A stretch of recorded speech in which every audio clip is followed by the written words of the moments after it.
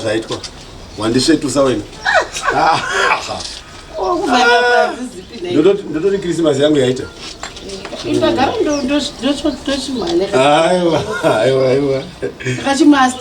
Aiwa.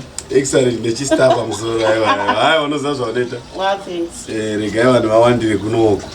Pasina mufuwira, ndomufuwira wacho. Ndakupinda. Abo? Oh. Change. Andino change. Anti mutemo wacho short time $5. Saka chimba change yacho. Ina da change shamwa. Dewa karowa ine mara yakachange $5 ati. Aiwa, atasi kuna 100 but mufango nipa change. Anti uchadzoke. Aiwa, apa change ndinopinda ipa. Pa change ndiri kupinda ipa. Kochi.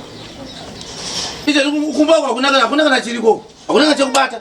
Kubva nezuro na vakalanda mujonjo. Muri kuno. Murume mukuru. Chi. Ha?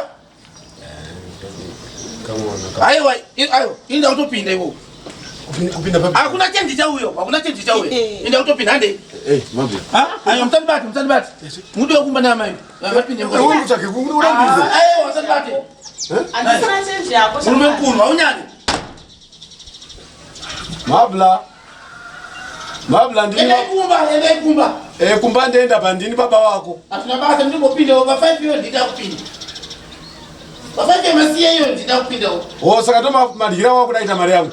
Zviripo ndizvozvo. Uchireka ushanda yako. Ndizvozvo ameno. Alright mwana utosonga na mberi koko. Atuna basa. Yande. Abo.